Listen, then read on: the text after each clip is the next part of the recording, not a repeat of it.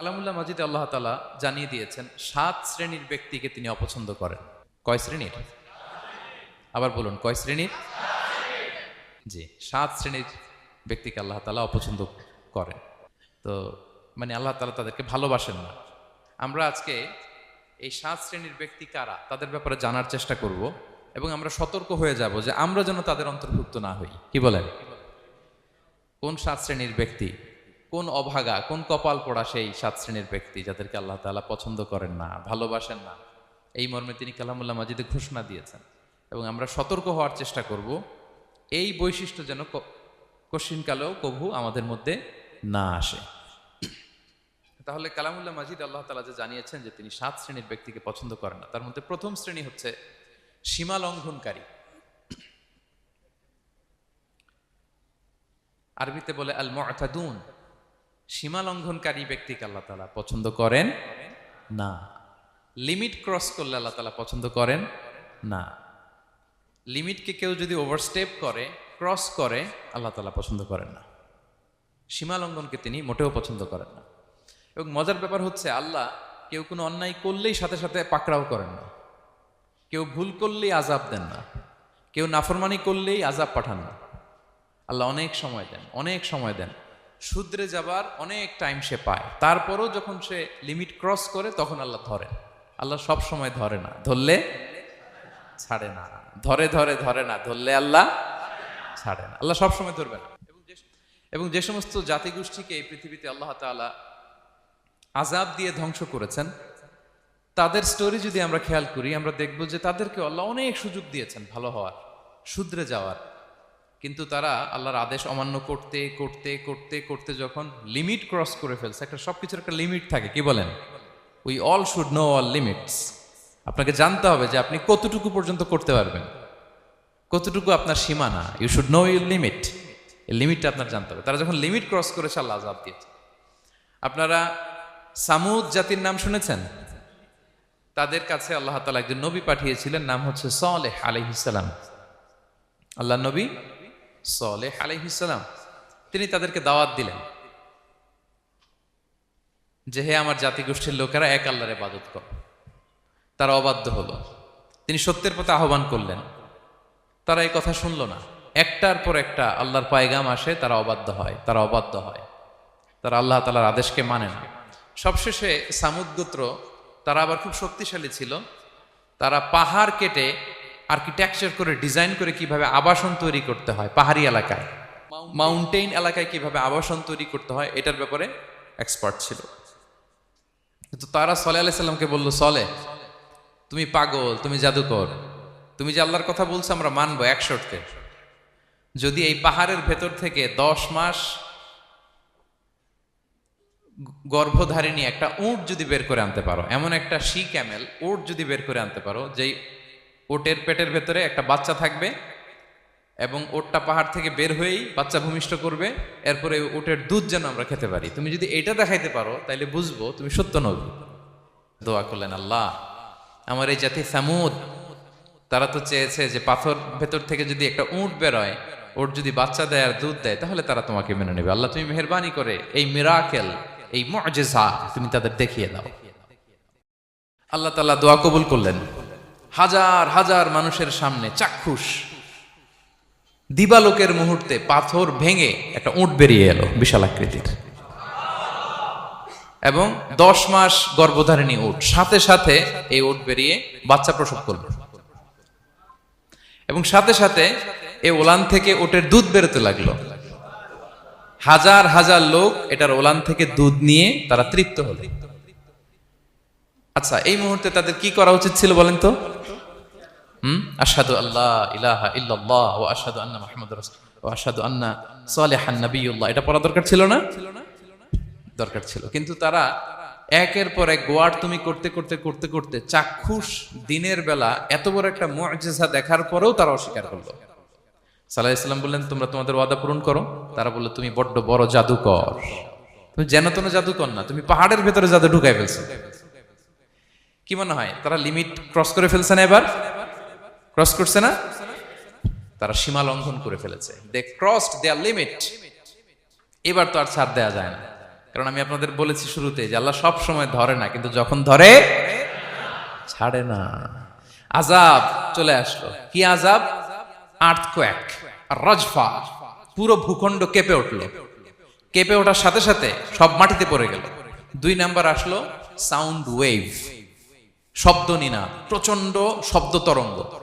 জিবরাইল আলাইহিস সালাম ওই এলাকার উপরে এসে এমন জোরে এক চিৎকার মারলেন, ওই চিৎকারে সামুদ গোত্রের প্রতিটি লোক কানের পর্দা ফেটে মুহূর্তের মধ্যে লাশ হয়ে জমিনে পড়ে রইল। Because they cross their limit. তারা তাদের লিমিট ক্রস করেছে। আর যারা লিমিট ক্রস করে, যারা সীমা লঙ্ঘন করে, তাদেরকে আল্লাহ তাআলা পছন্দ করেন না। আপনারা লূত আলাইহিস সালামের নাম শুনেছেন? উনি আল্লাহর একজন নবী ছিলেন। ওনাকে আল্লাহ তাআলা জর্ডান, বর্তমানে যে জর্ডান দেশ আছে সেখানে পাঠিয়েছিলেন। একটা কমিউনিটি ছিল সাদুম কমিউনিটি। ওই সাদুম কমিউনিটিতে তিনি এসেছিলেন। তিনিও দাওয়াত দিলেন, ইয়া কওমি ইবুদুল্লাহ মা লাকুম মিন ইলাহিন গায়রু। হে আমার কওমের লোকেরা, আল্লাহর ইবাদত করো, আল্লাহকে মেনে নাও। ওরা অস্বীকৃতি জানালো। সত্যের পথে আহ্বান করলেন, অস্বীকৃতি জানালো। ওদের পাশ দিয়ে ক্যারাভেন যেত, কাফেলার লোকেরা ডাকাতি করত। ডাকাতির শাস্তির ব্যাপারে তিনি ভয় দেখালেন। তারা নিবৃত হলো না। এমনকি তারা সমলিঙ্গের প্রতি যৌন আকর্ষণ বোধ করতো। নাউযুবিল্লাহ। হোমোসেক্সুয়ালিটি। এখন একটা গ্রুপ আছে দেখবেন যে রংধনু নিয়ে মিষ্টি মিষ্টি কথা শোনায় বিশ্বব্যাপী। তাদের সাইন হচ্ছে রংধনু, রেইনবো। তারা ছেলেতে ছেলেতে বিয়ে, মেয়েতে মেয়েতে বিয়ে, এটাকে প্রমোট করে। নাউযুবিল্লাহ মিন যালিক। আমাদের এই মুসলিম সমাজে যেন এই আবর্জনা প্রবেশ করতে না পারে, আমাদেরকে সচেতন থাকতে হবে, ঠিক কিনা? এই সাদুম কমিউনিটির একটা বদ অভ্যাস ছিল, তারা ছেলেতে ছেলেতে বিয়ে করত, পুরুষে পুরুষে। আল্লাহ নবী লূত আলাইহিস সালাম তাদেরকে বুঝালেন যে পৃথিবীতে কেউ এই পাপ কাজ করেনি। প্রাণীদের মধ্য থেকেও একটা পুরুষ প্রাণীর প্রতি আকৃষ্ট হয় না। তোমরা আশরাফুল মাখলুকাত হয়ে কিভাবে এই কাজ করো? তোমরা থামো। তিনি নানা ভাবে হৃদয় নিংড়ানো ভাষা দিয়ে দাওয়াত দিলেন, কিন্তু তারা মানল না। তারা এই পাপ কাজ করতেই লাগলো। আল্লাহ তাআলা ফেরেশতা পাঠিয়েছিলেন ওনার কাছে পুরুষের আকৃতিতে। তারা এই আল্লাহর পাঠানো ফেরেশতাদের সাথে এই অপকর্ম করার প্ল্যান করেছিল। তারা মনে করেছিল সাধারণ মানুষ, আসলে এগুলো ছিল কি? আল্লাহর ফেরেশতা। তো আল্লাহর ফেরেশতার সাথে যেহেতু এরকম পাপ কাজের চিন্তা করেছে, তার মানে দে ক্রস দেয়ার লিমিট। কি বলেন? সীমা লঙ্ঘন করে ফেলছে। আযাব, পানিশমেন্ট তাদের জন্য অবধারিত হয়েছে। আল্লাহ তাআলা শাস্তি দিলেন। কি শাস্তি দিলেন? সিম্পল। জিবরাইল আলাইহিস সালাম এসে পুরো শহরটাকে উল্টায় ফেলে দিলেন। আল জাযাউ মিন জিনসিল আমাল। যে যেরকম পাপ করে তার শাস্তি এরকম। ওরাও স্বাভাবিক মানুষের যে নেচার, এটার উল্টায় ফেলছে। কি বলেন? পুরুষ আকৃষ্ট হবে, সেক্সুয়াল অ্যাট্রাকশন ফিল করবে নারীর প্রতি, নারী পুরুষের প্রতি। এই যে নেচারকে উল্টাইছে না, আল্লাহকে তোদের শহরটারে উল্টাই দিলাম। জিবরাইল আলাইহিস সালাম এসে পুরো সাদুম শহরটাকে আকাশে উঠিয়ে একটা আছাড় মারলেন, আপসাইড ডাউন। উপরের অংশ চলে গেল নিচে, সব মাটির অতল গহ্বরে। ফাজআলনা আলিয়াহা সাফিলাহা ওয়া আমতারনা আলাইহিম মিন সিজারাতিন মিন সিজিলিম মানদুদ। আল্লাহ বললেন, উপরের অংশ নিচে নিয়ে নিলাম, পুরো শহরটারে উল্টে দিলাম, আর পাথর বৃষ্টি বর্ষণ করলাম, সব শেষ। ওই জায়গাটা আজও আছে। ওইটা জর্ডান এবং ইসরায়েলের সীমান্তে। এটাকে এখন বলে মৃত সাগর, আল বাহরুল মাইয়িত আরবিতে। ইংরেজিতে বলে ডেড সি। কি সি? Dead Sea. মৃত সাগর কেন? কারণ ওখানে কোনো প্রাণী জন্মায় না। ওই সাগরে কোনো মাছ নাই, কোনো ব্যাঙ নাই, এমনকি কোনো শ্যাওলাও নাই। গজবের জায়গা। লবণের density at least 10 times more than the natural sea. সাধারণ সাগরের পানিতেই তো কত লবণ, আমরা মুখে নিলে রাখতে পারি এত লবণ। ওইটার চেয়ে কমপক্ষে 10 গুণ বেশি লবণাক্ত। গজবের জায়গা, আযাবের জায়গা। এবং আযাব কেন এসেছে? They cross their limit. তারা সীমা লঙ্ঘন করেছে। আর ইন্নাল্লাহা লা ইউহিব্বুল মুতাদিন। আল্লাহ তাআলা সীমা লঙ্ঘনকারীকে পছন্দ করেন না। আরেকজন নবীর কথা বলে এই পয়েন্টটা শেষ করি। মুসা আলাইহিস সালাম, ফেরাউনের হেদায়েতের জন্য আল্লাহ তাআলা মুসা আলাইহিস সালামকে পাঠিয়েছিলেন। তিনি নানাভাবে তার ভাইকে নিয়ে দাওয়াত দিতে লাগলেন, কিন্তু ফেরাউন এই কথা মানে না। ফেরাউন বলে, তুমি যে নবী, প্রমাণ কি? মুসা আলাইহিস সালাম বলেন, দেখো এই যে আমার হাতে লাঠি। উনি এমন নবী ছিলেন, উনি লাঠি মাটিতে রেখে দিলে ওটা মুহূর্তে সাপ হয়ে যেত। তো মাটিতে তিনি লাঠি রাখলেন, এটা মুহূর্তে সাপ হয়ে গেল, যে এই যে আমি নবী। মানে না, বললেন আরো কিছু দেখা। তো মুসা আলাইহিস সালাম বগলের এখান থেকে হাত উঁচু করলে নূরের ঝলকানি হাতের মধ্যে দেখা যেত, উনি নূরের ঝলকানি দেখালেন, এরপরও মানে না। এরকম একটার পর একটা আল্লাহ নবী মুসা আলাইহিস সালাম মুআজিজা দেখাতে লাগলেন, কিন্তু ফেরাউন মানে না। শুধু মানে না এতটুকুই না, সবশেষে আল্লাহ নবী মুসা আলাইহিস সালামকে অ্যাসাসিনেশন, হত্যার পরিকল্পনা করলো তারা, যে বনি ইসরাইল মুসা এবং মুসার অনুসারী যারা আছে দুনিয়া থেকে সরাই দিতে হবে, ধরো মুসারে ধরো, মুসার অনুসারীদের ধরো। ধাওয়া পাল্টা ধাওয়া শুরু হলো। আল্লাহ নবী মুসা আলাইহিস সালাম বনি ইসরাইলকে নিয়ে বাঁচার জন্য ছুটলেন, ছুটতে ছুটতে সামনে লোহিত সাগর। দেখেন, একে তো আল্লাহর বিধান মানে নাই, এরপরে একটার পর একটা মুআজিজা আসলো, সেটাও মানে নাই, এখন নবীরে হত্যার জন্য ছুটছে। কি মনে হয় সীমালঙ্ঘন হয়েছে? একটু হয়েছে না অনেক? আল্লাহু আকবার। আল্লাহ বলেন ফাআগরাকনাল আখারিন, আমি মুসা এবং বনি ইসরাইলকে বাঁচাই দিলাম, ফেরাউন সহ তার দলবলকে সাগরে ডুবায় মারলাম। শুধু ডুবাই মারে নাই, আল্লাহ বলে ফাল ইয়াউমা নুনাজ্জিকা বিবাদানিকা লিতাকুনা লিমান খালফাকা আয়া। ফেরাউনকে লোহিত সাগরে তো ডুবিয়েছেই, আল্লাহ বলেন ফেরাউন তোর অনুসারী যারা পৃথিবীতে থাকবে, তোর চালা চামুন্ডা যারা থাকবে, তোর খালাতো ভাই চাচাতো ভাই যারা দুনিয়াতে বেঁচে থাকবে, তাদের জন্য তোর লাশটারে আমি শুটকি বানিয়ে রাখলাম। Up to the day of judgment, কিয়ামত পর্যন্ত ফেরাউনের লাশটা মিশরের জাতীয় জাদুঘরে ড্রাই বডি হিসেবে আছে। আমি নিজে দেখে এসেছি নিজ চোখে, মমিফাইং করে শুটকি বানায় রাখছে। এভাবে পৃথিবীতে যতগুলো জাতিগোষ্ঠীকে আল্লাহ তাআলা আযাব দিয়ে ধ্বংস করেছে, তার কারণ হচ্ছে সীমা লঙ্ঘন। তার কারণ কি? প্রিয় ভাইরা, আমরা যেন আমাদের লাইফস্টাইলের দিকে একটু খেয়াল করি, যে এই সীমা লঙ্ঘনের কাতারে আমরা চলে আসলাম কিনা, আমাদেরকে খেয়াল রাখতে হবে।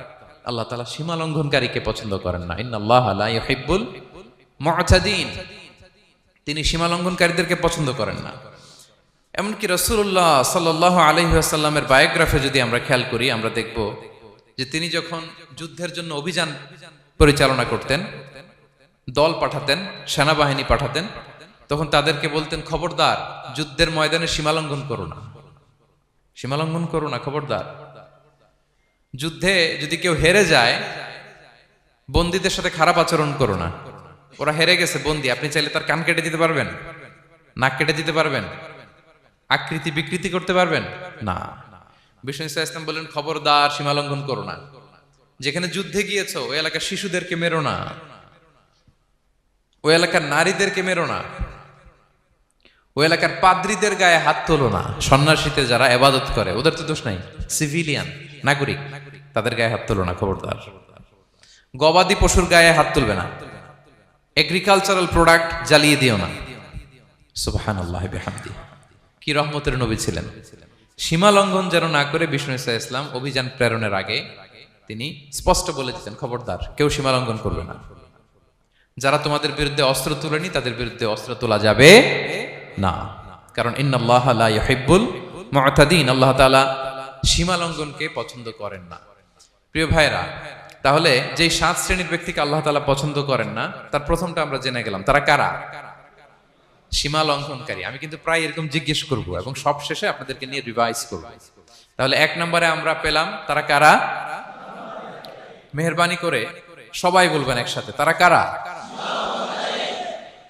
তারা সীমা লঙ্ঘনকারী, তারা তাদের লিমিট ক্রস করে, তাদেরকে আল্লাহ তাআলা পছন্দ করে না। সো আমরা আমাদের লাইফের সাথে একটু মিলিয়ে নিই যে আমরা আমাদের কোন ক্ষেত্রে সীমা লঙ্ঘন করি কিনা একটু খেয়াল করেন। আমার যে দায়িত্ব আছে আমি কি সীমা লঙ্ঘন করি কিনা? আমার স্ত্রী আমার দায়িত্বে, তার সাথে সীমা লঙ্ঘন করি কিনা?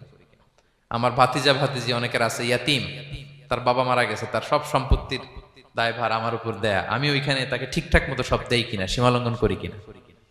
হ্যাঁ, ক্ষমতা পেলে সীমা লঙ্ঘন করি কিনা? কি মনে হয় আমরা ক্ষমতা পেলে সীমা লঙ্ঘন করি কিনা? হ্যাঁ,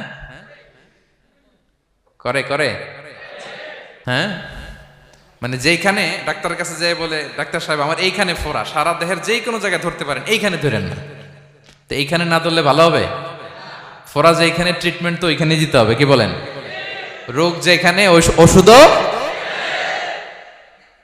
সীমা লঙ্ঘন, দায়িত্ব পেলে আমরা সীমা লঙ্ঘন করি। এমনকি আমরা যারা ইবাদত করি, অনেকে ইবাদতেও সীমা লঙ্ঘন করি, ইবাদতেও না। ভারসাম্য থাকতে হবে, পরিমিতি বোধ থাকতে হবে। এবং মজার ব্যাপার হচ্ছে আল্লাহ তাআলা দোয়া এবং জিকিরের ক্ষেত্রে এই কথাটা উল্লেখ করেছেন যে তোমরা দোয়া জিকিরের ক্ষেত্রে সীমা লঙ্ঘন করো না। আল্লাহ তাআলা বলেন উদউ রাব্বাকুম তাদাররুআ ওয়া খুফিয়া ইন্নাহু লা ইউহিব্বুল মু'তাদিন। তোমরা আল্লাহকে ডাকো কেমন ভাবে? তাদাররুআ ওয়া খুফিয়া, সবিনয়ে গোপনে। সবিনয়ে ডাকো, চুপিসারে ডাকো, গোপনে গোপনে ডাকো, অল্প আওয়াজে ডাকো। কারণ কি? ইন্নাল্লাহা লা ইউহিব্বুল মু'তাদিন, আল্লাহ সীমা লঙ্ঘনকারীদেরকে পছন্দ করেন না। তাহলে আপনি যদি দোয়া করেন আল্লাহর কাছে, যখন জিকির করবেন বিনীতভাবে, চুপিসারে, সবিনয়ে, বিষ্ণু ঈসা ইসলাম যেভাবে শিখিয়েছেন ওইভাবে জিকির করবেন। নাকি জিকির করতে করতে মানুষের কাঁধে উঠবে না? উঠবেন না? ওঠে ওঠে, হ্যাঁ ওঠে। দেখেন আল্লাহ তাআলা যেইখানে 3 ফোঁটা দেওয়া দরকার 3 ফোঁটা দেয়, যেখানে 1 ফোঁটা ওইখানে 1 ফোঁটা দেয়। আল্লাহ তাআলা ইন্নাহু লা ইউহিব্বুল মু'তাদিন, আল্লাহ সীমা লঙ্ঘনকে পছন্দ করেন না। এই কথাটা ঢুকাইছে কোথায়? দোয়া আর জিকিরের মধ্যে। কারণ আল্লাহ জানে আল্লাহর কিছু বান্দা থাকবে তারা দোয়া এবং জিকিরের সময় কি করবে? সীমা লঙ্ঘন করবে। মাঝে মাঝে কিছু ভিডিও ক্লিপসে দেখা যায় জিকির করতে করতে আরেকজনের কাঁধের উপরে, যিনি জিকির পরিচালনা করতেছে তার মাথার উপরে। এখন আমি ওয়াজ করতেছি, আপনি যদি লাফাইতে লাফাইতে এসে আমার উপরে পড়েন, হ্যাঁ মাইকের উপরে যদি এসে পড়েন, আমার অবস্থা হবে কি? লাফাতে লাফাতে উপরে উঠে যায়, নিজে ইনজুর্ড হয়, পাশের শ্রোতাকে ইনজুর্ড করে, যিনি আলোচনা পরিচালনা করতেছে তাকে ইনজুর্ড করে। এরকম আছে না নাই? ইন্নাহু লা ইউহিব্বুল মু'তাদিন, আল্লাহ তাআলা সীমা লঙ্ঘনকে পছন্দ করেন না। তাহলে আমাদের প্রত্যেকের উচিত আমাদের লিমিট জানা, আমরা যেন আমাদের কখনো লিমিটকে ক্রস না করি। প্রিয় ভাইরা, এটা প্রতিটি ক্ষেত্রে, ইভেন ইবাদতে আমরা যেন সীমা লঙ্ঘন না করি। এই পয়েন্টটা মনে থাকবে আপনাদের? আচ্ছা, তাহলে 2 নম্বরে আমরা চলে যাই। 2 নম্বরে যে শ্রেণীকে আল্লাহ তাআলা পছন্দ করেন না তারা হচ্ছে জালিম বা অত্যাচারী। জালিম বা অত্যাচারী, যারা জুলুম করে তাদেরকে আল্লাহ তাআলা পছন্দ করেন না। আল্লাহ তাআলা বলছেন ফাআম্মাল্লাযীনা কাফারু ফাউআযিবুহুম আযাবান শাদীদান ফিদ দুনিয়া ওয়াল আখিরা ওয়া মা লাহুম মিন নাসিরিন। যারা দুনিয়াতে কুফরি করবে কঠিন শাস্তি দুনিয়াতেও আখিরাতেও। ওয়া আম্মাল্লাযীনা আমানু ওয়া আমিলুস সলিহাতি ফায়ুওয়াফিহিম উজুরাহুম, আর যারা ঈমান আনবে সৎকর্ম করবে তাদের প্রতিদান আমি আল্লাহ বুঝিয়ে দেব। ওয়াল্লাহু লা ইউহিব্বুয যালিমিন, তবে জেনে রাখো আল্লাহ তাআলা জালিমিনদেরকে পছন্দ করেন। তাহলে 2 নম্বরে পাওয়া গেল কাদেরকে পছন্দ করে না? আপনি যদি কারো প্রতি জুলুম করেন তাহলে আপনি জালেম, সে হচ্ছে মাজলুম। সে কি? মাজলুম। মজলুম আপনার ক্ষমা না করলে আল্লাহ তাআলা আপনার ক্ষমা করবে না। মজলুম যদি ক্ষমা না করে আল্লাহ তাআলা কঠিন কালো আপনাকে ক্ষমা করবে না। এজন্য জুলুম যেন আমরা কখনো না করি। প্রিয় ভাইরা, জুলুম শুধু আল্লাহ তাআলা আমাদের উপরই হারাম করেনি, আল্লাহ নিজের উপর হারাম করছে। জুলুম শুধু আমাদের জন্যই হারাম না, আল্লাহর জন্য হারাম। আল্লাহ তাআলা বলেন হাদিসে কুদসিতে, ইয়া ইবাদি, হে আমার বান্দারা, ইন্নী হারামতু যুলমা আলা নাফসি, আমি জুলুমকে আমি আল্লাহ নিজের উপরে হারাম করেছি। ওয়া জাআলতুহু বাইনাকুম মুহাররামা, এবং এই জুলুমকে তোমাদের উপর হারাম করেছি। ফালা তাযালামু, তোমরা একে অপরের উপর জুলুম করো না। জুলুম শুধু আমাদের উপরই হারাম না, আল্লাহ নিজের উপর হারাম করেছেন। তাহলে জুলুমের সাথে কি মুমিনের কোনো সম্পর্ক থাকতে পারে?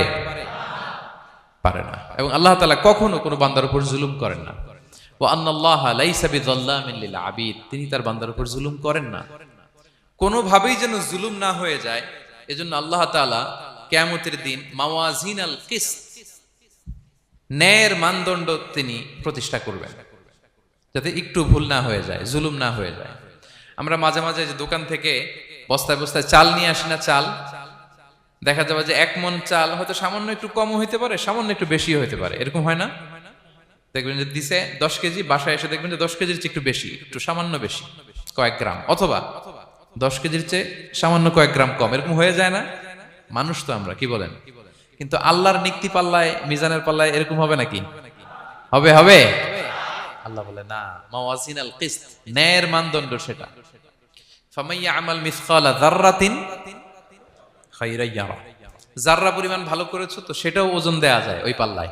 সুবহানাল্লাহ পড়বেন না? ওমাইয়া আমাল মিসকালা যাররাতিন শাররান ইয়ারা,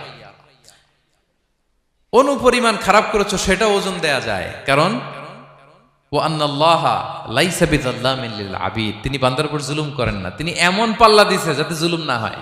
আমাদেরটাই ভুল হয়ে যেতে পারে, ওনারটাতে ভুল হলে চলবে না, কেউ জিতে যাবে, ঠকে যাবে। কি বলেন? জাররা কাকে বলে? জাররা, জাররা মানে এত ছোট জিনিস, এত ক্ষুদ্র জিনিস যেটা খালি চোখে দেখা যায় না। বাংলাদেশের উদাহরণ দিলে বুঝতে পারবেন ভালো। বাংলাদেশে শীতের সিজনের কথা মনে আছে আপনাদের? না মালয়েশিয়া এসে সব খাই ফেলাইছেন? হ্যাঁ, মালয়েশিয়া তো সারা বছর গরম, সারা বছর বৃষ্টি, শীত হয় না। তো বাংলাদেশের শীতের সিজনে টিনের ঘর যাদের থাকে, মনে আছে কিনা জানি না আপনাদের, ওই টিনের চালে যদি ছিদ্র থাকে, শীতের দিন টিনের চালে যদি ছিদ্র থাকে, তাহলে মাঝে মাঝে দেখবেন ওই চিকন ছিদ্রটা দিয়ে সূর্যের একটা আলো ঘরের ভিতরে ঢুকে। মনে পড়ে? টিনের চালে ছিদ্র, চিকন এই ছিদ্রটা দিয়ে সূর্যের একটা চিকন রশ্মি নিচে পড়ে। তো ওইটার কাছে গেলে দেখা যায় ওই আলোটার মধ্যে পাতলা কি কি যেন ধুলাবালি উঠতেছে। এটা আবার অন্য জায়গায় দেখা যায় না, এমনি দেখা যায় না, কিন্তু ওইটার কাছে গেলে দেখা যায় এই আলোটা যেই বরাবর আসছে, এইখানে কিছু ক্ষুদ্র ছোট ধুলিকণা, ডাস্ট ঘুরে বেড়ায়। আল্লাহ বলে এইটার নাম হচ্ছে যাররা। ফামান ইয়ামাল মিসকালা যাররাতিন খাইরান ইয়ারা। এই ডাস্ট উড়ে বেড়ানো ছোট্ট ধুলিকণা যেটা খালি চোখে দেখা যায় না, এতটুকু ভালো যদি করো সেটাও সেই মিজানের পাল্লায় ওজন দেয়া যায়। এতটুকু খারাপও যদি করো সেটাও সেই মিজানের পাল্লায় ওজন দেয়া যায়। আল্লাহু আকবার। তিনি তার বান্দার উপর জুলুম করেন না। জুলুম তিনি নিজের উপর হারাম করেছেন, আমাদের জন্য কি করেছেন? হারাম করেছেন। এবং বিষ্ণু ঈসা ইসলাম আরো ভয়ঙ্কর কথা বলেছেন। তিনি বলেছেন, মান যালামা কিদা শিবরিন মিনাল আরদি তুবিকাহু মিন সাবঈ আরাদিন। কেউ যদি জুলুম করে তার ভাইয়ের 1 বিঘত পরিমাণ জমিন খায়। 1 বিঘত চিনেন তো?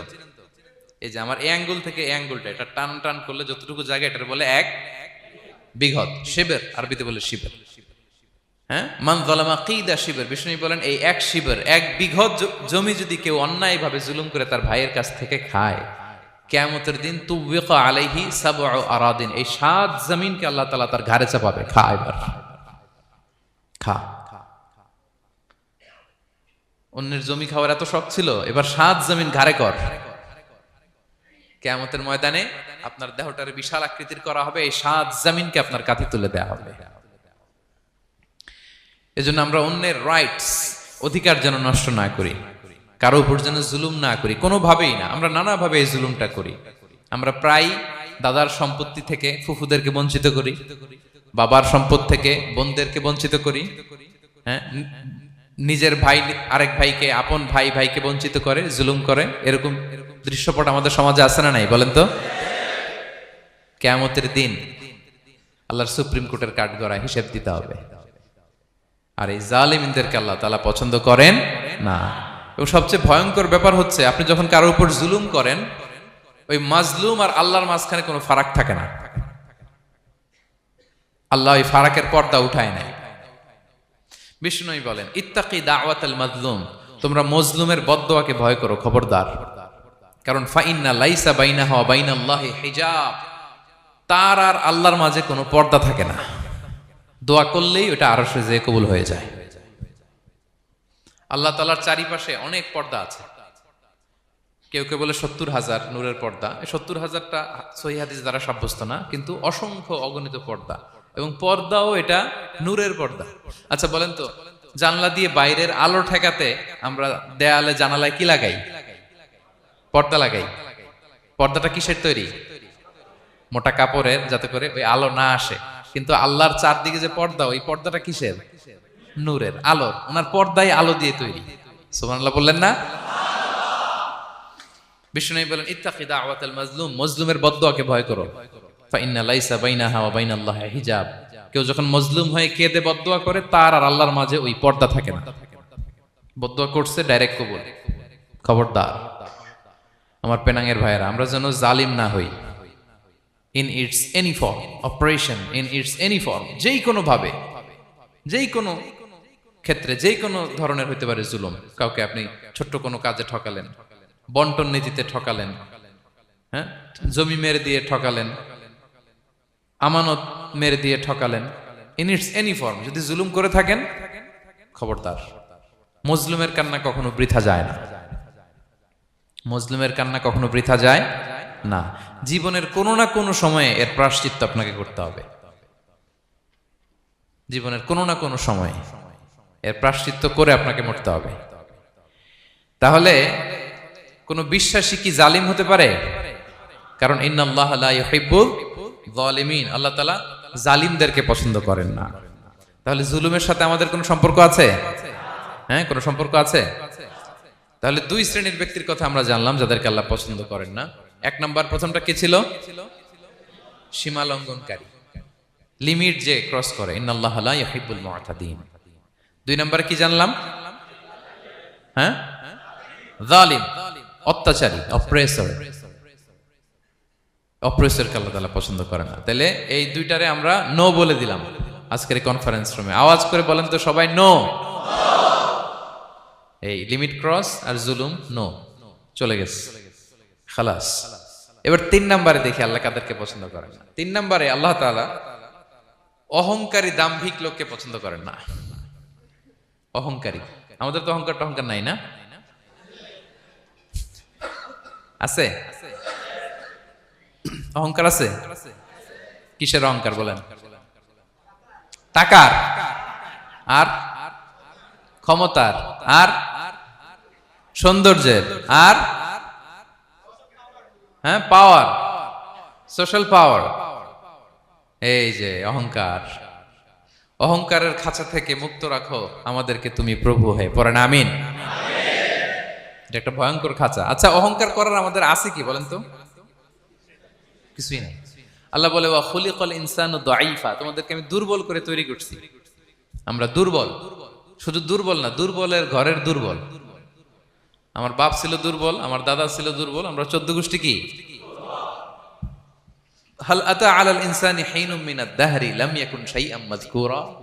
আল্লাহ বলেন একটা সময় ছিল উল্লেখ করার মতো তোমার কিছুই ছিল না। আজকে তো এত লম্বা চড়া মানুষ, আমরা কিছুই ছিলাম না। আমার বর্তমানে বয়স চলে 36, 37। তো আজ থেকে 37 বছর আগে আমি কি ছিলাম? আমার অস্তিত্বই ছিল না, আমার কোনো নাম ছিল না, আমার কোনো গ্রাম ছিল না, আমার কোনো অ্যাড্রেস ছিল না, আমার কোনো পরিচিতি ছিল না।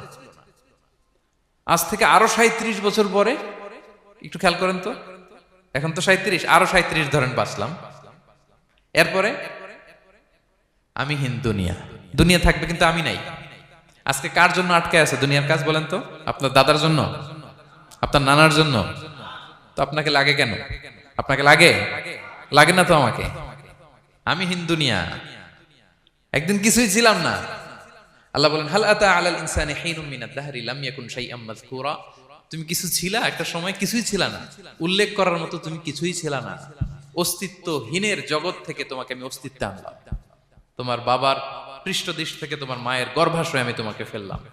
সেখানে আমি আল্লাহ তোমাকে একটু একটু করে তিলে তিলে বড় করলাম।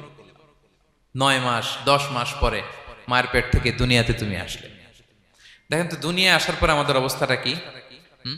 কাপড় নাই, চোপড় নাই, এভাবে চলে আসছি। আসার পরে কেউ যদি মুখে খাবার তুলে দেয় তাইলে খাইতে পারি, হ্যাঁ, তাও লিকুইড খাবার, এদিক দিয়ে দিলে এদিক দিয়ে পড়ে যায়, খালি মুছতে হয়।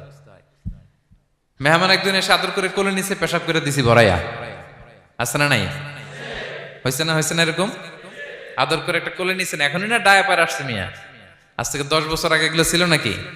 প্যাম্পাস ডায়াপার ছিল, এই কাঁথা টাতা নিয়ে কোলে নেওয়া লাগতো, এরপরে দিছে ওদিক দিয়ে, জামা টামা ভিজে শেষ। ইভেন রাসূল সাল্লাল্লাহু আলাইহি ওয়াসাল্লামের কোলে এরকম বাচ্চারা পেশাব করে দিছে, এরকম হাদিস আছে। আদর করে মায়েরা বাবারা আসলেই তো তার বাচ্চাকে রাসূল সাল্লাল্লাহু আলাইহি ওয়াসাল্লাম কোলে দিতেন, পেশাব করে দিতেন। তো কার কোলে উঠছে এটাও জানি না, পেশাব করে ভরাই দিচ্ছে। পেশাব পায়খানা করে সয়লাভ।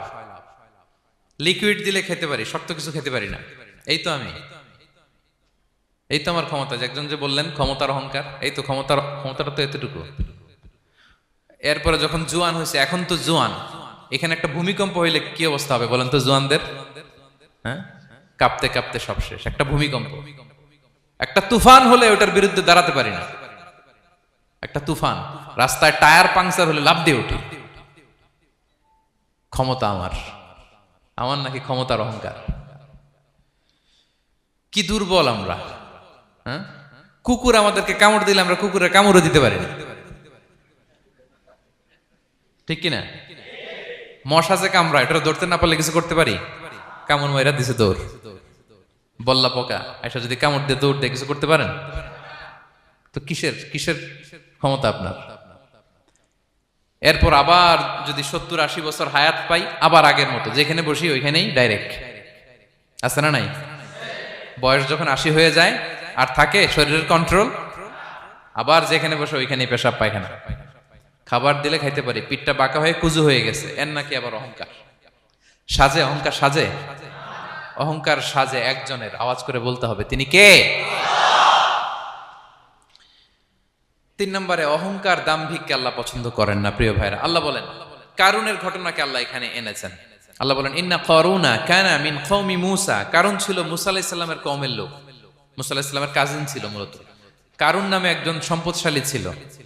মিশরের রাজধানী কায়রো থেকে 100 কিলো দূরে ফাইউম নামে একটা জেলা আছে, ওখানে তার বাড়ি ঘর। আমি দেখে এসেছি, কয়েকবার গিয়েছে। তো ফাবাগা আলাইহিম, সে মানুষের উপর চড়াও হলো। ওয়া আতাইনাহু মিনাল কুনুজি মা ইন্না মাফাতিহাহু লাতানু বিল উসবাতি উলিল কুওয়া। আল্লাহ বলেন এই কারণকে আমি এত সম্পদ দিয়েছি, এত বেশি ছিল তার সম্পদ, সম্পদগুলো যে সে আলমারির ভিতরে রাখতো, ওই আলমারির যে চাবি হইতো, এই চাবিগুলোরে ওজন করার জন্য, কাঁধে নেওয়ার জন্য 10 জন পেশি শক্তি পুরুষ লাগতো। আলমারি রাখার জন্য না, কি রাখার জন্য? আলমারি ভর্তি যে সোনা দানা গহনা, ওইটার যে চাবি, ওই চাবিগুলা বহন করতে একদল পেশি পুরুষ লাগতো, এত সম্পদ। তো তাকে এলাকার লোকেরা বলেছিল খলালাহু কওমুহু লা তাফরাহ, হে কারণ তুমি গর্ব করো না। কারণ তাকে বলছিল মুসা আলাইহিস সালাম যাকাত দাও, সে বলতেছে আমি যাকাত দিব কেন? এই সম্পদ তো আমার। ইন্নামা উতিতুহু আলা ইলমিন ইনদি, আমি আমার বুদ্ধি খাটায় এই সম্পদ কামাইছি, আমার সম্পদ আমি খাবো, আমি যাকাত দিব কেন? আল্লাহ বলেন ইন্নাল্লাহা লা ইউহিব্বুল ফারিহিন। কারণ তুমি অহংকার করলে আমি আল্লাহ অহংকারকে বরদাস্ত করি না, অহংকারীদেরকে আমি আল্লাহ পছন্দ করি না। আমি অহংকারকে পছন্দ করি না, অহংকারকে আল্লাহ তাআলা পছন্দ করেন না। কি হয়েছিল কারণের নসিবে?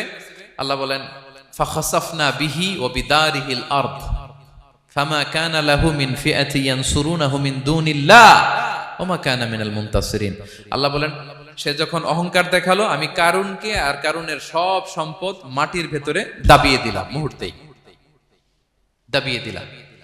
সহিহ বুখারীতে এসেছে ইয়াতাজালজালু ফিল আরদ, প্রতিদিন 1 বিঘত করে কারুন জমিনের ভিতরে যেতেই থাকবে, যেতেই থাকবে, যেতেই থাকবে কিয়ামতের আগ পর্যন্ত। আল্লাহু আকবার।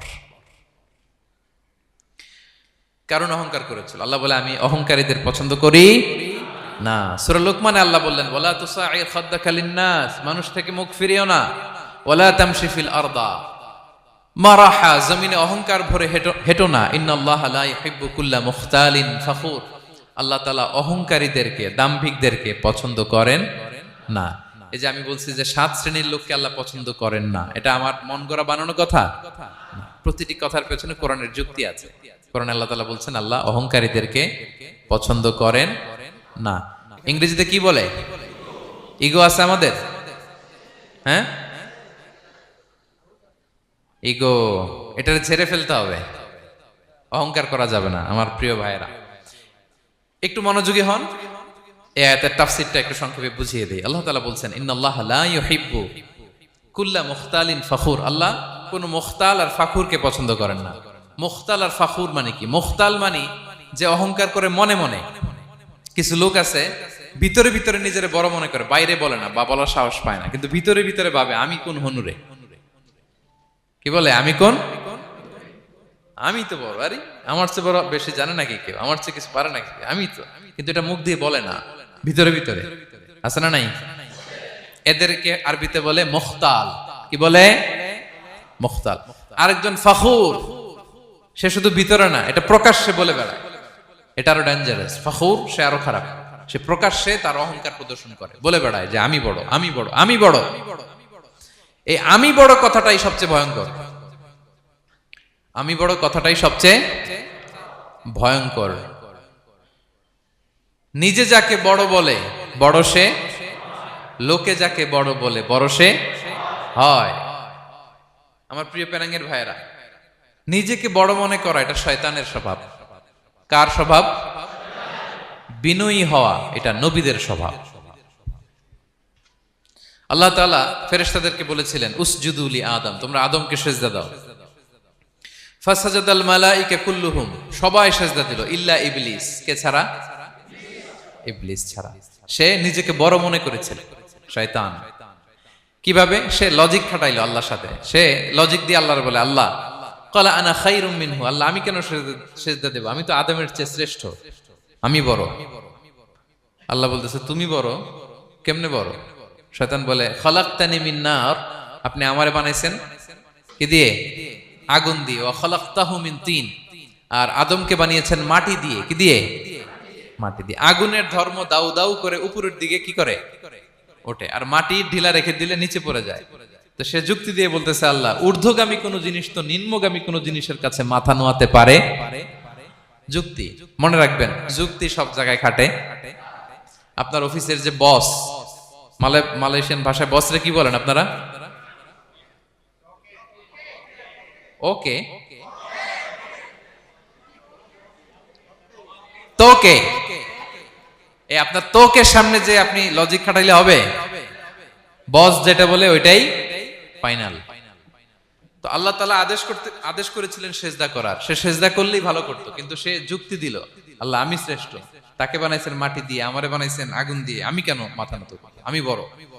আমি বড় বলার সাথে সাথে দৃশ্যপট পাল্টাই গেল। আল্লাহ বলে বের হ, ফাখরুজ, বের হ, তুমি অভিশপ্ত, তুমি লানত প্রাপ্ত, তোমার স্থান হবে জাহান্নাম। তুমি নিজেকে বড় মনে করেছো, তাইলে বড় মনে করা এটা শয়তানের স্বভাব। কার স্বভাব? তা আমরা নিজেকে বড় মনে করব কখনো? আরো জোরে বলেন, করব? বিষ্ণু ঈসা ইসলাম নিজে নিজে ছোট থাকতে চাইতেন। তিনি দোয়ায় বলতেন, আল্লাহুম্মা জাআলনি ফি আইনি সাগীরা ওয়া ফি আ'য়ুনিন নাসি কাবীরা। আল্লাহ আমার চোখে আপনি আমারে ছোট বানান, আল্লাহ মানুষের চোখে আপনি আমারে বড় বানান। বিশ্বনবী নিজের চোখে নিজে ছোট থাকতেন, কিন্তু গোটা বিশ্বের মানুষের চোখে বড় হয়েছেন না? কত বড়? রাফা'না লাকা যিকরাক। আল্লাহ বলে আমি যেখানে অতটুক পর্যন্ত উঠাইছি আপনারে। কোন নবীর নিচে উপরে? কথা বলেন, কোন নবীকে শেষ পর্যন্ত উঠাইছে? সুবহানাল্লাহ। নবী হে আমি যদ্দূর আপনার উঠাইছে অদ্দূর, ওই পর্যন্ত নিয়ে গেছে সাক্ষাতের জন্য। সুবহানাল্লাহ। প্রত্যেক নামাজে বিশ্বনবীর উপর দুরূদ আছে না নাই? কিয়ামত পর্যন্ত বিশ্বনবীর প্রতি ভালোবাসা আমাদের পক্ষ থেকে আছে না নাই? আছে। আল্লাহ তাআলা ওনাকে বড় করেছেন। এজন্য নিজের চোখে আমরা নিজের ছোট থাকবো। আপনি যদি বড় হন, এটা মানুষ বলবে। কে বলবে? নাকি আপনিই বলবেন? বলা যাবে না। এবং বিষ্ণু ঈসা ইসলাম কিছু টেকনিক আমাদের শিখিয়েছেন, কিছু টেকনিক আমাদের জানিয়েছেন। এই কাজ করলে তোমরা অহংকার থেকে মুক্ত থাকতে পারবে। এর মধ্যে একটা হচ্ছে আগে আগে সালাম দেওয়া। তিনি বলেন, আল বাদিউ বিসসালামি বারিউম মিনাল কিবর, যে আগে আগে সালাম দেয় তার হৃদয় থেকে আল্লাহ অহংকার তুলে নেয়। আগে সালাম দিয়ে পারবেন? ফোন করলেই আগে কি বলবেন? বাসায় ঢুকেই আগে কি বলবেন? স্ত্রীকে আগে সালাম দিবেন, বন্ধুকে আগে সালাম দিবেন, বাসার কাজের লোকটাকে আগে সালাম দিবেন, আপনার ড্রাইভারকে আগে সালাম দিবেন, বাসার দারোয়ানটারে আগে সালাম দিবেন। ফকির একটা আসলে আপনি সালাম দিয়ে ফেলবেন। পারবেন? হৃদয় থেকে অহংকার ফেলে দিবে কে? আগে আগে আমরা সালাম দিব। এবং তার চেয়ে ভয়ঙ্কর কথা হচ্ছে বিষ্ণু ইসলাম বলেন যে লা ইয়াদখুলুল জান্নাতা মান কানা ফি কলবিহি মিসকালু হাববাতি খারদাল মিন কিবর, যার হৃদয়ে সরিষার দানা পরিমাণ অহংকার থাকে, ওই ব্যক্তি কশিনকালেও আল্লাহর জান্নাতে প্রবেশ করার সুযোগ পাবে না। কশিনকালেও পাবে না। এর কারণ অহংকার আল্লাহর চাদর।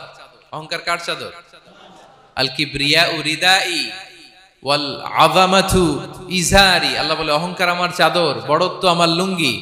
যে এগুলো ধরে টান দেয় তারে আমি জাহান্নামে নিক্ষেপ করব। ফালা উবালি, আই ডোন্ট কেয়ার, আমি ওদিকে কেয়ার করি না, আমি তারে জাহান্নামে ফেলবো।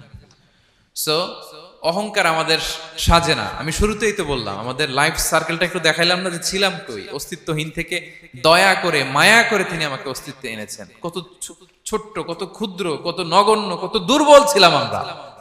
আবার যৌবনের একটা পিরিয়ড কাটিয়ে, যৌবনের সময় তো কতটা দুর্বলতা বললাম, আবার সে দুর্বল, মানে দুর্বল থেকে দুর্বল। এই হচ্ছে আমাদের লাইফ স্টোরি, লাইফ হিস্ট্রি। তাহলে অহংকার আমাদের সাজে, অহংকার তার সাজে যার কোনো ক্ষয় নাই, যার কোনো লয় নাই, যার কোনো অভাব নাই। হ্যাঁ, গোটা বিশ্ব তার মুখাপেক্ষী, তিনি কারো মুখাপেক্ষী না, ঠিক কিনা? গোটা বিশ্ব তার কাছে ঠেকা, তিনি কারো কাছে ঠেকা না, ঠিক কিনা? গোটা বিশ্ব তাদের সার্ভাইভালের জন্য তার প্রতি মুখ থুবড়ে পড়ে থাকে, তিনি কারোর জন্য বসে থাকা লাগে।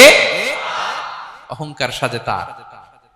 আর এই আল্লাহর অহংকারের চাদর ধরে যে টান দেয়, আল্লাহ বলে ওরা আমি জাহান্নামে ফেলবো, আর তাদেরকে আমি পছন্দ করি না। আল্লাহ তাআলা অহংকারীদেরকে পছন্দ করেন না। তাহলে অহংকারকে আমরা না বলে দিব, নো বলবো, নো। আওয়াজ করে বলেন নো। শুধু মুখে মুখে নো নাকি অন্তর থেকে? এই তো আজকের দিওয়ান কুলিয়ার বাইরে ফেলে দিছে আমরা অহংকার। কি বলেন পেনাঙ্গের ভাইরা? আর অহংকার করব? আপনি বিনয়ী হন। মান তাওয়াদা তারাফা, বিষ্ণুই বলেন যে নিচু হয় আল্লাহ ওরে টাইনা উঁচু করে। আপনি বিনয়ী হবেন, আল্লাহ আপনার উঁচু করবে। আর আপনি উঠতে চাবেন, এক থাপ্পড় মেরে জমিনে আল্লাহ মিশাই দিবে। এজন্য বড়ত্ব, দাম্ভিকতা এটা আল্লাহর পোশাক, আমরা যেন তার পোশাক ধরে টান না দেই। এই পয়েন্টটা কি সবার কাছে ক্লিয়ার? আচ্ছা, কয়টা গেল? এক নম্বরে কি ছিল? হ্যাঁ, সীমা লঙ্ঘনকারীকে আল্লাহ তাআলা পছন্দ করেন না। দুই নাম্বার, এই তো মনে রাখছেন, মাশাআল্লাহ, অনেক এনার্জেটিক অডিয়েন্স, খেয়াল রাখছে। আর শুরুতে বলছিলাম তো, মনে রেখে দিছে এজন্য যে ধরবে তো মাঝখানে। আচ্ছা, জালিমকে আল্লাহ পছন্দ করেন না। এইমাত্র যেটা বললাম, তিন নাম্বার, অহংকারী ব্যক্তিকে আল্লাহ পছন্দ করেন না। চার নাম্বার হচ্ছে অপচয়কারী বা অপব্যয়কারী। অপচয়কারী বা অপব্যয়কারী, এই শ্রেণীর ব্যক্তিকে আল্লাহ তাআলা পছন্দ করেন। আল্লাহ বলেন কুলু ওয়াশরাবু ওয়ালা তুসরিফু, তোমরা খাও পান করো, কিন্তু ওয়ালা তুসরিফু, তোমরা অপব্যয় করো না। ইন্নাহু লা ইউহিব্বুল মুসরিফিন, আল্লাহ তাআলা অপব্যয়কারীকে পছন্দ করেন না। অপচয়, প্রয়োজন নাই তারপরও খরচ, অপ্রয়োজনীয় খরচ, এটা আল্লাহ পছন্দ করেন না। ইভেন কি দানের ক্ষেত্রেও, আপনি যে দান করবেন, এখানেও ভারসাম্যপূর্ণ দানের কথা বলা হয়েছে। আল্লাহ বলছেন ওয়াল্লাযীনা ইযা আনফাকু লাম ইউসরিফু ওয়া লাম ইয়াকতুরু ওয়া কানা বাইনা যালিকা কাওয়ামা, যারা দান করে, দানের ক্ষেত্রে কৃপণতাও করে না, আবার সব দিয়ে দেন। যেমন আপনার ছেলের স্কুলের বেতন দিতে হবে, ফ্যামিলির খরচ আছে, এটা আছে সেটা আছে, কিন্তু আপনি বেতনে সব দিয়ে দিলেন একজনকে, তো আপনি চলবেন কেমনে? দেয়া যাবে না, ভারসাম্যপূর্ণ হয় নাই। ভারসাম্যপূর্ণ হইতে হবে। তাহলে অপচয়টা আল্লাহ তাআলা পছন্দ করেন না। বিষ্ণু ইসা ইসলাম বলেছেন কুলু ওয়াশরাবু, খাও পান করো, ওয়া তাসাদ্দাকু, দান করো, ওয়ালবাসু, যা মনে চায় পরিধান করো। ভালো পোশাক পরিধান করে আপনি আল্লাহ শুকর করবেন, কোনো অসুবিধা নেই। কিন্তু শর্ত হচ্ছে মালাম ইউখালিতুহু ইসরাফ, এটার মধ্যে কোন ধরনের অপচয়, অপব্যয় থাকতে পারবে, আও মাখিলা, অথবা বড়ত্ব থাকতে পারবে না। তাহলে 4 নম্বরে আমরা জানলাম যে অপচয়কারীকে আল্লাহ তাআলা পছন্দ করেন না। শুধু এখানেই শেষ না, আল্লাহ তাআলা অপচয়কারীকে শয়তানের ভাইয়ের সাথে তুলনা করেছেন। কার ভাই? আল্লাহ বলেন ওয়ালা তুবাযযির তাবযীরা, তোমরা অপচয় করো না, কারণ ইন্নাল মুবাযযিরিনা কানু ইখওয়ানা শায়াতিন, অপচয়কারী কার ভাই? ওয়া কানা শাইতানু লিরাব্বিহি কাফুরা, শয়তান তার প্রভুর ব্যাপারে অকৃতজ্ঞ। তাহলে আমরা জানলাম অপচয়কারী কার ভাই? আচ্ছা বলেন তো, বুঝে শুনে উত্তর দিন। যিনি শয়তানের ভাই, উনি নিজেও একটা কি? বলে ফেলছেন আপনারাই, আমি আর কি বলবো। যারা আল্লাহ শয়তানের ভাই বানাইছে, ও নিজেও একটা কি? তাহলে এটা যেন আমরা না করি। আমরা যেন পরিমিতি বোধ যেন আমাদের ব্যয়ের ভেতরে থাকে।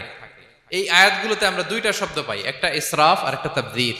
ইন্নাল্লাহা লা ইউহিব্বুল মুসরিফিন, আর জায়গা ওয়ালা তুবাযযির তাবযীরা। দুটোই হারাম পেনাঙ্গের ভাইয়েরা। পার্থক্যটা কি? পার্থক্য হচ্ছে ইসরাফ মানে হচ্ছে বৈধ বা হালাল কোনো ক্ষেত্রে প্রয়োজনাতিরিক্ত ব্যয় করা। হালাল হালাল, কিন্তু আপনি অতিরিক্ত খরচ করছেন। বাসায় আম লাগবে 2 কেজি, কয় কেজি? 2 কেজি হলে সুন্দর খাওয়া যায়। নিয়ে আসছেন 10 কেজি, কয় কেজি? 3 দিন পরে এগুলো পচে টচে নষ্ট হয়েছে, অপচয় হয়েছে না? কিন্তু আম কিনা হালাল না হারাম? আম খাওয়া হালাল না হারাম? তাহলে এই যে হালাল জিনিসে প্রয়োজনাতিরিক্ত যে খরচ করছেন এটাকে বলে ইসরাফ, এটা নিষেধ। আরেকটা আল্লাহ যেটা আরো ভয়ঙ্কর, শয়তানের ভাই বানাইছে আল্লাহ যে কারণে, ওটার বলে তাবযীর। ওটা কি? তাবযীর হচ্ছে অবৈধ বা হারাম কোন ক্ষেত্রে প্রয়োজনাতিরিক্ত ব্যয় করা। এমনি কাজটা হারাম। এমনি কাজটা কি বলেন তো? মদ খাওয়া কি? এখন ট্রাক ভর্তি করে মদ নিয়ে আসছেন। নাচানাচির অনুষ্ঠানে ফান্ডিং করা কি? অশ্লীলতা, নৃত্য প্রদর্শনের এরকম একটা প্রোগ্রাম হবে নারীদের, এটাতে ফান্ডিং করাটা কি? হারাম। এখানে আপনি হাত খুলে দান করছেন, এটারে বলে তাবযীর। তাহলে ইসরাফও হারাম, তাবযীরও হারাম। দুইটার মধ্যে বেশি হারাম হচ্ছে তাবযীর। যে তাবযীরের কারণে আল্লাহ তাআলা তাকে শয়তানের ভাই বলেছেন। তাহলে অপচয়ের সাথে আমাদের কোনো সম্পর্ক? আমরা একটু গলা ফাটিয়ে অপচয়কে নো বলে দিব। আওয়াজ করে বলেন নো। আজকে থেকে আর কোনো অপচয় নাই। আজকে থেকে অপচয় নাই। বিশ্বনবী সাল্লাল্লাহু আলাইহি ওয়াসাল্লাম একবার আম্মাজান আয়েশা রাদিয়াল্লাহু তাআলা আনহার ঘরে ঢুকলেন। ফাওয়াজাদা কিসরাতা খুবজিন মুলকাতিন আলাল আরদ। আম্মাজান আয়েশার ঘরে ঢুকেই দেখলেন এক টুকরো রুটি মাটিতে পড়ে আছে। কোথায় পড়ে আছে? ফাগাদিবান নবী, নবী সাল্লাল্লাহু আলাইহি ওয়াসাল্লাম রেগে গেলেন। তিনি রাগান্বিত হলেন, প্রচন্ড রেগে গেলেন। রেগে আম্মাজান আয়েশাকে বললেন, আয়েশা, এই যে আল্লাহর রিজকে তুমি নষ্ট করছো, আল্লাহর রিজিকের মূল্যায়ন করতে শেখো আয়েশা। কোন ঘরে যদি আল্লাহর রিজিক আসে আর ওই রিজিককে যদি মূল্যায়ন করা না হয়, তাহলে সে রিজিক আর এই ঘরে আসে না। কারণ এই রুটিটা খেয়েই তো তুমি বেঁচেছিলা, ঠিক কিনা? আজকে আমরা যেই রুটিটা, যেই ভাতগুলো ফেলে দিয়ে ডাস্টবিনে, এতটুকু খাইলে আমার কাশ্মীরের ভাইরা বেঁচে যাবে, এতটুকু পাইলেই আমার ফিলিস্তিনের ভাইরা বেঁচে যায়, এতটুকু পেলেই ওই ডাস্টবিনে মারামারি করে যারা খাবার খোঁজে ওরা বেঁচে যায়, ঠিক কিনা? এজন্য বিষ্ণু সাল্লাল্লাহু আলাইহি ওয়াসাল্লাম রেগে গেলেন। বিষ্ণু সবসময় রাখতেন না। রেগে বললেন, আয়েশা, আল্লাহর নেয়ামতের কদর করো। তোমার ঘরে রিজিক আসলে ওটার যদি মর্যাদা না দাও, এই রিজিক তোমার ঘরে আর ঢুকবে না। নট নেসেসারি শুধু খাবারের ক্ষেত্রে, যে কোনো ক্ষেত্রে অপচয় যেন না হয়। অপচয়, অপব্যয় যেন না হয়। আমরা অনেক সময় করে ফেলি, খেতে বসলে অনেক খাবার নিয়ে ফেলি, অর্ডার করতে গেলে দোকানে অনেক অর্ডার করে ফেলি, রেস্টুরেন্টে, কিন্তু এই খাবারগুলো নষ্ট করা যাবে না। ডাস্টবিনে যেন না যায় আপনার কারণে। আপনি কি করবেন? লেফট ওভার ফুড সাথে করে বঙ্গুজে নিয়ে আসবেন। আপনারা তো বঙ্গুজ বলেন নাকি? পেনাঙ্গে কি বলে? বঙ্কুজ। হ্যাঁ, টেক অ্যাওয়ে বা বঙ্কুজ বললে ওরা বঙ্কুজ দিবে, নিয়ে আসবেন, বাসায় এনে রাতে খাবেন, তারপরের দিন খাবেন, অথবা কাউকে দিয়ে দিবেন। কিন্তু খাবার নষ্ট করা চলবে, কারণ ইন্নাল্লাহা লা ইউহিব্বুল মুসরিফিন, আল্লাহ তাআলা অপচয়কারীকে পছন্দ করেন। কথাটা কি বুঝতে পেরেছেন সবাই? আচ্ছা, কয়টা গেল? আর বাকি রইল কয়টা? 5 নাম্বার, খেয়ানতকারী। আমানতের খেয়ানত যে করে, বা বিশ্বাসঘাতক, আমানতের খেয়ানত যে করে। অনেক লম্বা কথা, আমি যেহেতু সময় কম শেষ করে দিচ্ছি। ইন্নাল্লাহা লা ইউহিব্বুল খাইনিন, আল্লাহ তাআলা খেয়ানতকারীকে পছন্দ করেন। বিশ্বাসঘাতকতা যে করে, আল্লাহর কথা বাদ দেন, আমাদের সমাজে বলেন, কেউ যদি বিশ্বাসঘাতকতা করে আমরা পছন্দ করব? করব না, তাকে কেউ পছন্দ করে না। ইন্নাল্লাহা লা ইউহিব্বু মান কানা খাওয়ানান আসিমা, পাপী খেয়ানতকারীকে আল্লাহ পছন্দ করেন না। এবং মুনাফিকের আলামত রাসূল সাল্লাল্লাহু আলাইহি ওয়াসাল্লাম বলেছেন, কি দেখে মুনাফিক চিনবা? তিনি বলেছেন 3 জিনিস দেখে মুনাফিক চিনবা। 1, ইযা হাদ্দাসা কাযাবা, মুনাফিক কথা বললে মিথ্যা বলে। কথা বললে কি করে? ওয়া ইযা ওয়াআদা আখলাফা, ওয়াদা করলে খেলাফ করে। 3 নম্বরে ওয়া ইযা আতুমিনা খানা, মুনাফিকের কাছে আমানত রাখলে খেয়ানত করে। আমানতের খেয়ানত, এটা মুনাফিকের আলামত। শুধু মুনাফিকের আলামতই না, এটা কিয়ামতের একটা আলামত। আল্লাহ বলেন, ইন্নাল্লাহা ইয়া'মুরুকুম আন তুআদ্দুল আমানাতি ইলা আহলিহা, আল্লাহ তাআলা আদেশ করেছেন আমানতের যে হকদার তার হাতে তার আমানত পৌঁছে দাও। আদেশটা কার? সবাই বলুন, আদেশ কার? আল্লাহর। আমানতের খেয়ানত এটা মুনাফিকের আলামত এবং কিয়ামতের আলামত। এক বেদুইন এসে রাসূল সাল্লাল্লাহু আলাইহি ওয়াসাল্লামকে বলল, ইয়া রাসূলুল্লাহ, মাতা সাআ, কিয়ামত কবে হবে? কি কবে হবে?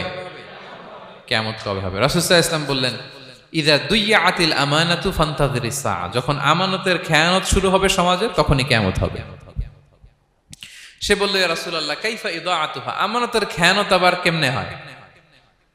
সহজ সরল মানুষ, আমানতের খেয়ানত হয় কেমনে? বিষ্ণু বললেন, ইদা উসিদাল আমরু ইলা গায়রি আহলিহি ফান্তাযিরিস সাআ, যে লোক যেই কাজের যোগ্য নয় তাকে যখন সেই কাজে বসিয়ে দেয়া হবে তখনই কিয়ামত হয়ে যাবে। এখন এটা আছে না নাই সমাজে বলেন? হ্যাঁ, যে যেই কাজের যোগ্য না সেই কাজ সে পায় না। সবাই বলেন তো, যে যেই চেয়ারে বসার যোগ্যতা রাখে না ওই চেয়ারে সে বসে কি বসে না? নেতা হওয়ার যোগ্যতা নাই, নেতা হয়ে গেছে। পদের যোগ্যতা নাই, পদ পেয়ে গেছে। চাকরির যোগ্যতা নাই, ওই যে উপর থেকে ফোন আসছে, ফোনের ঠেলায় চাকরি হয়ে গেছে। দেশেরও 12টা বেজে গেছে। এইভাবেই আমানতের খেয়ানত হয়। প্রিয় ভাইরা, আমানত ব্যাপারটা অনেক বড়। অনেকে মনে করে, আপনারা কি বোরিং হয়ে যাচ্ছেন? আর অল্প, আর ম্যাক্সিমাম 10 মিনিটস। প্রিয় ভাইরা, আমানত এই ব্যাপারটা অনেক বড়। অনেকে মনে করে, একজন আমার কাছে একটা মোবাইল রেখে গেছে, বলছে ভাই এই মোবাইলটা আগামী সপ্তাহে এসে নিয়ে যাবে। তো অনেকে মনে এইটাই শুধু আমানত, অনেকে ভালো। বা 10,000 রিঙ্গিট রেখে বলল 3 দিন পরে এসে আমি টাকাটা তোমার কাছ থেকে নিব। তো আপনি দিয়ে দিলেন, এটা তো আমানতদার হলেনি। কিন্তু শুধু এতটুকু আমানত নয় প্রিয় ভাইয়েরা আমার। আল্লাহ তাআলা আমাদেরকে যা দান করেছেন তার সবই আমানত, সবকিছুই আমানত। এই যে আমাকে আল্লাহ জ্ঞান দিয়েছেন, এই জ্ঞানটা আমানত। যাদেরকে আল্লাহ পরিচিতি দিয়েছেন, পরিচিতি এটা আমানত। আমার অর্থ, আমার সন্তান, আমার ক্ষমতা, আল্লাহর দেয়া প্রতিটি নিয়ামতই আমানত। এবং এই আমানতের ব্যাপারে আল্লাহ তাআলা জিজ্ঞেস করবেন। আপনি একটা প্রতিষ্ঠানের প্রধান, এই প্রতিষ্ঠান আপনার কাছে আমানত। আপনি মসজিদের সভাপতি, এই মসজিদ আপনার কাছে আমানত। আপনি চেয়ারম্যান, এই ইউনিয়ন পরিষদটা আপনার কাছে আমানত। কি বলেন? আপনি MP, member of the parliament, এই নির্বাচনী এলাকাটা আপনার কাছে আমানত। আপনি রাষ্ট্রপ্রধান, পুরো রাষ্ট্রের প্রতিটি ইঞ্চি আপনার কাছে কি? এই আমানতের খেয়ানত যখন হবে, বিষ্ণু বললেন তখনই কিয়ামতের অপেক্ষা করো, ফান্তাযিরিস সাআ, কিয়ামত হয়ে যাবে। তাহলে খেয়ানতকারীকে আল্লাহ তাআলা পছন্দ করেন না, আমানতের খেয়ানতকে পছন্দ করেন। আর আমানত এটা ব্যাপক বিষয়। আমার জ্ঞান, আমার ক্ষমতা, আমার পরিচিতি, আমার সন্তান, আমার স্ত্রী, সবকিছু আমানত। এবং এগুলোর ব্যাপারে আল্লাহ তাআলা আমাদেরকে জিজ্ঞেস করবেন। কয়টা গেল? তাহলে খেয়ানতকে আমরা নো বলে দিব। আওয়াজ করে বলেন নো। একটার সাথে আমাদের সম্পর্ক নেই। 6 নম্বরে হচ্ছে ফাসাদ সৃষ্টিকারী, বিশৃঙ্খলা সৃষ্টিকারী। সমাজে যারা বিশৃঙ্খলা সৃষ্টি করে তাদেরকে আল্লাহ পছন্দ করেন না। আল্লাহ বলেন, ইন্নাল্লাহা লা ইউহিব্বুল মুফসিদিন। আল্লাহ তাআলা ফাসাদ সৃষ্টিকারীদেরকে কখনো পছন্দ করেন না। সমাজে নানাভাবে, সামাজিকভাবে ফাসাদ, রাজনৈতিকভাবে ফাসাদ, অর্থনৈতিকভাবে ফাসাদ, এই যত ফাসাদ বিশৃঙ্খলা আছে এগুলোর হোতা যারা, তাদেরকে আল্লাহ পছন্দ করে না। নানাভাবে দেখবেন যে সমাজে অনেকে ফাসাদ সৃষ্টি করে। আমাদের বাংলাদেশে কিছুদিন আগে কাঁচামরিচের দাম বেড়ে গেছে না? কেমনে বাড়লো? নিশ্চয়ই কেউ সিন্ডিকেট করছে, নিশ্চয়ই কেউ মজুদদারি করছে, নিশ্চয়ই এখানে কেউ ফাসাদ তৈরি করছে, ঠিক কিনা? প্রতিটি সেক্টরে আপনি খুঁজে দেখবেন ফাসাদ, হ্যাঁ, মারামারি, বিশৃঙ্খলা, ফাসাদ। এই কিছুদিন আগে এক নির্বাচনের প্রার্থীকে ধরে পিটাইছে, সবাই দেখলাম আমরা, তাই না? এটা ফাসাদ হয়েছে না? বিশৃঙ্খলা হয়েছে না? এই আপনি যদি ধরে ধরে বলেন, পরিবারে, সমাজে, রাষ্ট্রে, অর্থনীতিতে, বাজারে, প্রতিটি জায়গায় ফাসাদ আছে না নাই? আল্লাহ তাআলা বলেন, ইন্নাল্লাহা লা ইউহিব্বুল মুফসিদিন। এই ফাসাদ সৃষ্টিকারীকে আল্লাহ তাআলা পছন্দ করে না। মদিনাতে এই যে টিকিটের দাম, সুন্দর কথা বলছেন, টিকিটের দাম বাড়ায় যারা দেয়, সেম গোস টু দেম, তাদেরও একই কথা, ফাসাদ সৃষ্টিকারী আর মুফসিদুন। এই যে আমাদের হাজিদের এত টাকা লাগে কেন? 50,000 টাকার টিকিট হয়ে গেছে কয় লাখ? 2 লাখ, কয় 1 লাখ। হজে যারা গেছে 1,95,000 টাকা করে পড়ছে একজনের টিকিট। কিয়ামতের দিন আল্লাহর সুপ্রিম কোর্টের কাঠগড়ায় তোমাকে দাঁড়াতে হবে, পাই টু পাই। সেদিন হিসেব নিয়ে আল্লাহ তাআলা ছাড়বেন, ঠিক কিনা? সেদিন হবে আসল খেলা। এখন তো আমরা মাইক পেলেই বলি খেলা হবে, কিন্তু আসল খেলা কবে? লক্ষ লক্ষ কোটি মানুষের সামনে আল্লাহ তাআলা আপনার এই গোমর ফাঁস করে দিবেন। আল্লাহ তাআলা আপনাকে অপমানিত করে ছাড়বেন। তাই কোনো ফাসাদের সাথে, বিশৃঙ্খলার সাথে মুমিনের কোনো সম্পর্ক থাকতে পারে। মদিনায় মুনাফিকেরা এই ফাসাদ তৈরি করত।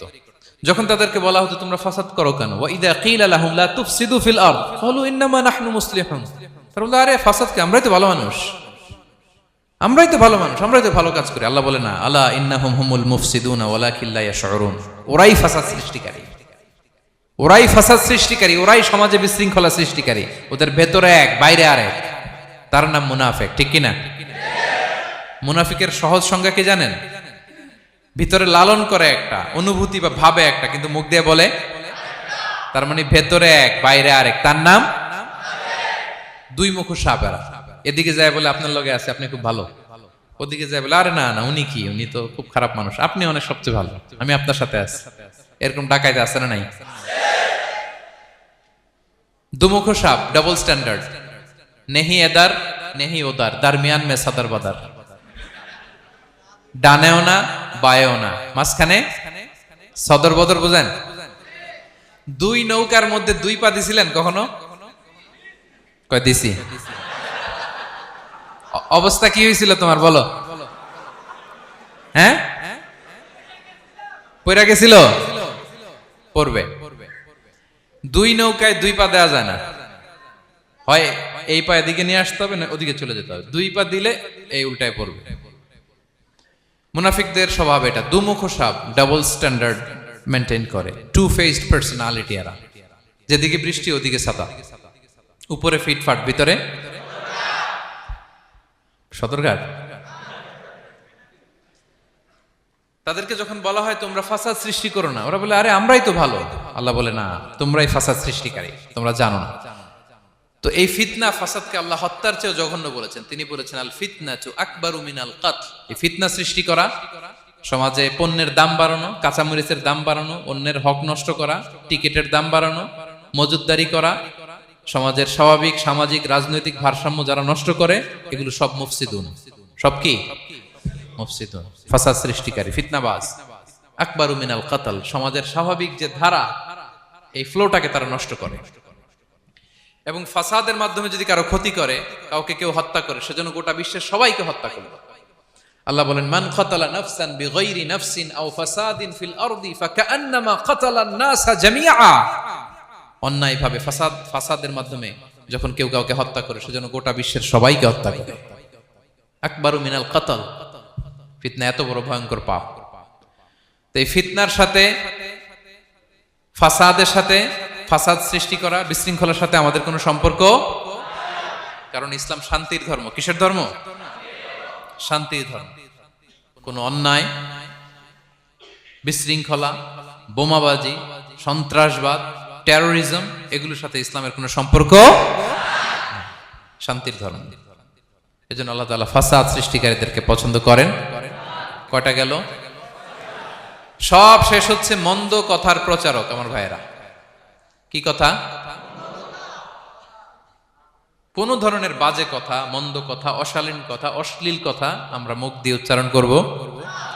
কোন ধরনের বাজে স্ট্যাটাস, মন্দ স্ট্যাটাস, অশালীন স্ট্যাটাস আমরা ফেসবুকে দিব? কারো এরকম অশালীন স্ট্যাটাস শেয়ার দিব? নেভার, কখনো দিব না। আল্লাহ পছন্দ করেন। আল্লাহ বলেন লা ইউহিব্বুল্লাহুল জাহরা বিসসুই মিনাল কওলি ইল্লা মান যুলিম ওয়া কানা আল্লাহু সামিআন আলিমা। কোন খারাপ কথা কেউ প্রকাশ করবে, পাবলিক করবে, ওপেনলি বলে বেড়াবে, এটা আল্লাহ পছন্দ করে না। কিন্তু সে যদি মাজলুম হয় সেটা ভিন্ন কথা। কোন ধরনের অশ্লীল কথা, অশালীন কথা মুমিনের মুখ দিয়ে বেরোতে পারে। রাসূল সাল্লাল্লাহু আলাইহি ওয়াসাল্লামের ব্যাপারে দেখেন, আনাস রাদিয়াল্লাহু কি বলেন, তিনি বলেন লাম ইয়াকুনিন নবিয়্যু সাল্লাল্লাহু আলাইহি ওয়াসাল্লাম সাব্বাবান। বিষ্ণু সাল্লাল্লাহু আলাইহি ওয়াসাল্লাম মুখ দিয়ে কোনোদিন কাউরে বকা দেয় নাই, গালি দেয় নাই। ওয়ালা ফাহাশান, আমার নবী কখনো তার জবান মোবারক দিয়ে অশালীন কথা বলেন নাই। ওয়ালা লাআনান, কাউকে লানত তিনি করেন নাই। সুবহানাল্লাহ পড়েন। তো সেই নবীর উম্মত হয়ে আমরা কোনো খারাপ কথা বলবো, অশালীন কথা? একসাথে বন্ধুরা যখন বসেন আড্ডা দিতে, যে অনেকে অশ্লীল কথা বলে ফেলে, আছে না নাই? বন্ধুরা কি বলেন আপনারা? Cowan Cowan Cowan. তো এই যে একসাথে বসতে যে অনেক সময় অশ্লীল কথাবার্তা অনেকে বলে ফেলে, এদেরকে আল্লাহ তাআলা পছন্দ করে না। এই জাতীয় কথা যেন আমাদের মুখ দিয়ে কখনো বের না হয়। এবং অশ্লীলতার প্রচার যারা সমাজে ঘটায়, আল্লাহ বলে তাদেরকে দুনিয়াতেও আমি লাঞ্ছিত করব, শাস্তি দেব, আখিরাতেও দেব। আল্লাহ তাআলা বলছেন, ইন্নাল্লাযীনা ইউহিব্বুনা আন তাশিআল ফাহিশাতু ফিল্লাযীনা আমানু লাহুম আযাবুন আলীম ফিদ দুনিয়া ওয়াল আখিরাহ। যারা চায় মুমিনদের মাঝে অশ্লীলতা ছড়িয়ে পড়ুক, তাদেরকে দুনিয়া আখিরাতে আমি লাঞ্ছিত করে ছাড়ব। দুনিয়ায় লাঞ্ছিত, আখিরাতেও লাঞ্ছিত, দুনিয়াতেও আযাব, আখিরাতেও। এজন্য অশ্লীলতার সাথে আমাদের কোনো সম্পর্ক নাই। আমরা কোনো অশ্লীল কথা যেন আমরা না বলি। এখন অশ্লীলতার সয়লাভ, নাটকের নামে, সিনেমার নামে, বিনোদনের নামে আছে না নাই? এই যে ডিভাইস, হ্যাঁ, সয়লাভ, আপনি ঢুকবেন আর বেরোতে পারবেন না, এমন ভাবে আপনাকে এঙ্গেজ করে রাখবে। এগুলোর সাথে মুমিনের কোনো সম্পর্ক আছে না। মুমিন যেটাই করবে ওটা হালাল পন্থায় করবে, ঠিক কিনা? তাই কোনো অশ্লীলতাকে আমরা শেয়ার দিব না। সোশ্যাল মিডিয়ায় কোনো অশ্লীল ভিডিও দেখবো না, শেয়ারও দিব না। কোনো অশ্লীল নাটক, সিনেমা এগুলো আমরা দেখবো না। দিনকে দিন এটা এমন ভাবে গ্রাস করতেছে, আমাদের সমাজটাকে শেষ করে ফেলতেছে এক এক নামে। পত্রপত্রিকা আমরা দেখি এখন নতুন কি আসছে, ওটিটি প্ল্যাটফর্ম। এরপরে কি আসছে, ওয়েব সিরিজ। আছে না নাই? গত কিছুদিন আগে আমি সোশ্যাল মিডিয়া দেখলাম বিভিন্ন জনে স্ট্যাটাস দিচ্ছে, তৈ তৈ তৈ তৈ তৈ, বয়াম পাখি কই। তো আমি ভাবছি হয়তো কোনো বিখ্যাত কবির কবিতা শেয়ার দিচ্ছে।